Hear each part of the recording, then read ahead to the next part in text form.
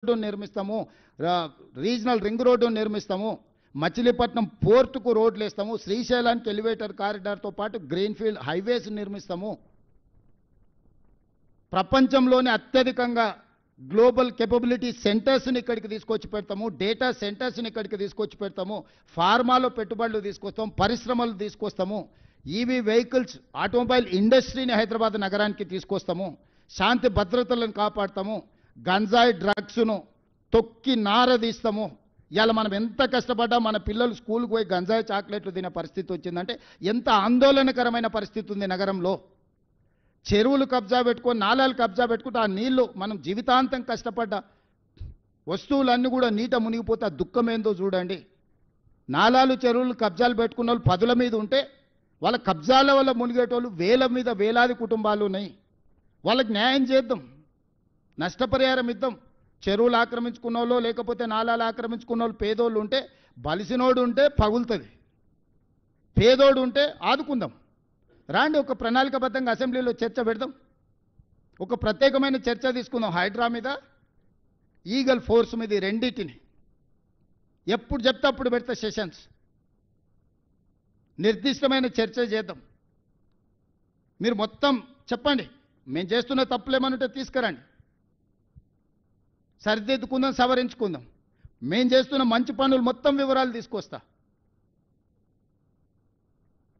అంతర్జాతీయ స్థాయికి రోజు విస్తరించాలి, పోటీ పడాలి అనంటే అభివృద్ధికి సహకరించాలి. ఇప్పటి వరకు కౌన్సిలరు, కార్పొరేటర్లు, ఎమ్మెల్యేలు, ఎమ్మెల్సీలు, ఎంపీలు, రాష్ట్రం, కేంద్రం బీజేపీ బీఆర్ఎస్కే ఇచ్చారు. ఈ ఒక్కసారి మాకు అవకాశం ఇవ్వండి.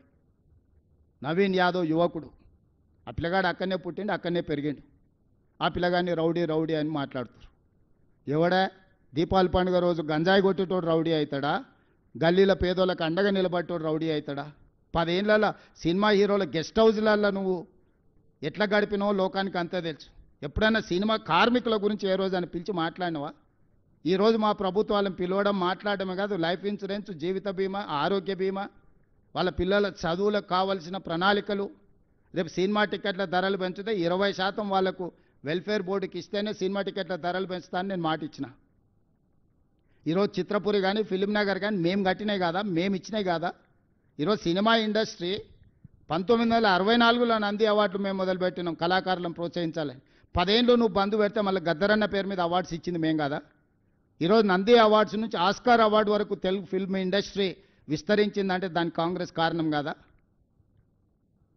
ఫిల్మ్ ఇండస్ట్రీ కోసం ఏదైనా కేసీఆర్, కేటీఆర్, బీజేపీ చేసింది ఒక్కటి ఉందా చెప్పండి? ఫిలిం నగర్ నుంచి, ఫిలిం నగర్ క్లబ్ నుంచి మొదలు పెడితే చిత్రపురి కాలనీ వరకు మేమే కదా చేసింది. కార్మికులను ఆదుకున్నది మేమే కదా. రేపటి వాళ్ళ భవిష్యత్తు ప్రణాళికలు. ఇప్పుడు బాలీవుడ్ వస్తుంది, రేపు హాలీవుడ్ను కూడా ఇక్కడ షూటింగ్లకు తెచ్చే బాధ్యత మేము తీసుకుంటాం. సినిమా పరిశ్రమను వాళ్ళ నక్కున పెట్టి చూసుకుంటాము, వాళ్ళ మంచి కోసమే కదా. నిఖత్ జరీన్, సిరాజ్కు డిఎస్పీ ఉద్యోగాలు ఎందుకు ఇచ్చినాం? క్రీడల్ని ప్రోత్సహించడానికి కదా. మొహమ్మద్ అజారుద్దీన్ ఈరోజు మంత్రిని చేస్తే కూడా మీకు కడుపుమంట. మా మంత్రివర్గంలో మా నాయకుడు ప్రజల కోసం ప్రాతినిధ్యం ఇస్తే మీకెందుకు దుఃఖము? నాకు అసలు అర్థమే కాలే. అసలు ఏంది వీళ్ళ ఆలోచన? భావదారిద్ర్యం ఏంది? దరిద్రపు కొట్టు ఆలోచనలు ఏంది? దుఃఖమేంది వీళ్ళది? మీ సమస్యలు కూడా పెండింగ్ ఉంటే నేను వచ్చినాకనే పరిష్కరించిన. మీకు నష్టం కోర్టు తీర్పు వల్ల జరిగింది. కానీ మీకు రాజశేఖర రెడ్డి గారు ఇచ్చిపోయిన ఇళ్ల పట్టాలు 10 ఏళ్ళు ఇవ్వకుండా పక్కన పెడితే నేనే కదా మీకు అందరికీ, మీ అందరితో భోజనం చేసి మీ అందరినీ మంచి చేయాలని ఒక అడుగు ముందుకు వేసినాం కదా. రేపు భవిష్యత్తులో కూడా మీకోసం ఏదైనా మంచి చేయాలని, ఎట్లా దాని నుంచి బయటపడాలని చూస్తున్నాం కదా. మీ మంచి కోసం కూడా ఆలోచన చేస్తలేమా? పెద్దలు శ్రీనివాసరెడ్డి గారిని మీ తరఫున పెట్టలేదా? ఎవరిని వదిలేసినా మీరు చెప్పండి. విద్యార్థులను వదిలేసినామా, నిరుద్యోగ యువకులను వదిలేసినామా, రైతులను వదిలేసినామా, మహిళలను వదిలేసినామా, పాత్రికేయ మిత్రులను వదిలేసినామా, రాష్ట్ర ప్రజలను వదిలేసినామా గాలికి? వాళ్ళలాగా రోజులో 18 గంటలు మీతోనే కూర్చొని పనిచేస్తున్నా కదా. నేను ఎక్కడికి పోయినా తాటి చెట్టు లెక్క పెరిగిండు కానీ తలకాయ మోకాళ్ళలో కూడా లేదు అన్నట్టు, దూడకున్న బుద్ధి కూడా లేదు, దూలం లెక్క పెరిగిండు అని వెనకడికోవడం అన్నాడు. రేవంత్ రెడ్డి సచివాలయం వస్తున్నాడు. అసలు సిగ్గున్నదే మాట్లాడానికి? కమాండ్ కంట్రోల్ రూమ్ అయినా మా తాతదా? నా క్యాంప్ ఆఫీస్ కింద దాన్ని వాడుకుంటున్నా. రెగ్యులర్గా సచివాలయం నేను వచ్చి కూర్చొని సమస్యల మీద మాట్లాడుతున్నా. రోజులో 18 గంటలు ఎక్కడున్నా నా జీవితంలో కానీ నా విధానంలో కానీ నా నిర్ణయాలలో కానీ ప్రతిపక్షంలో ఉన్నప్పటికి ఇప్పటికి ఏమైనా మార్పు వచ్చిందా? మీ అందరితో వ్యవహరించే శైలి కానీ వాళ్ళలాగా ఏమన్నా దుర్మార్గంగా ఎప్పుడైనా వ్యవహరించిందా? అసలు నా పోలికేంది? నా గురించి మాట్లాడేది హరీష్ రావు నువ్వు? ఎప్పుడైనా అద్దంలో చూసుకో నా గురించి మాట్లాడే ముందు. నాదేముంది? సాదా సీదా జీవితము. నేనేం గవర్నమెంట్ ఢిల్లీకి పోయినా కూడా జనరల్ ఫ్లైట్లో పోతా. నేను మీలాక ప్రత్యేక విమానాలు, మీ దేవుళ్ళ మొక్కులు కూడా ప్రభుత్వం సొమ్ములతోని. కనకదుర్గ ముక్కు పుడకానంటే ప్రభుత్వం సొమ్మే. వెంకటేశ్వర స్వామి తిరుమల తిరుపతి కొండ మీద దేవుడికి ఇస్తే ప్రభుత్వం సొమ్మే. చివరికి యాదగిరిగుట్ట టెంపుల్ నిర్మాణంలో అవినీతే. దేంట్లో మీరు వదిలింది? కోవిడ్ టైంలో ఎన్ని డొనేషన్స్ను మీరు దిగమింగినరు? కోవిడ్ను కూడా వదలలేదు ప్రజలకు సేవ చేయాల్సిన సమయంలో. మీకు మాకు పోలికేందయ్యా? పొంతనేంది? ఇప్పుడు కూడా 3 సార్లు ఇచ్చిండ్రు జూబ్లీహిల్స్ వాళ్ళకే. ఏం చేసిండ్రు? 3 సార్లు బీజేపీకి ఇచ్చిండ్రు. ఏం చేసిండ్రు? కళ్ళ ముద్దలు ఉంది కదా, ఇప్పుడు సమస్యలు ఉన్నాయి. అయ్యో ఈడ చెత్త ఉంది, అయ్యో ఈడ మట్టి ఉంది, ఈడ కాలువల మోరీల బురద ఉంది అని అంటుంది. ఎవడు కారణము? అసలు సిగ్గాను ఉండాలి. అందుకే నా చెత్తకుండి దగ్గర ఓ రోజు కట్టేసేయారు. కట్టేస్తే గొలుసు పెట్టి కట్టేస్తే తెలుస్తుంది, జ్ఞానోదయం కలుగుద్దేమో అట్లనా అని.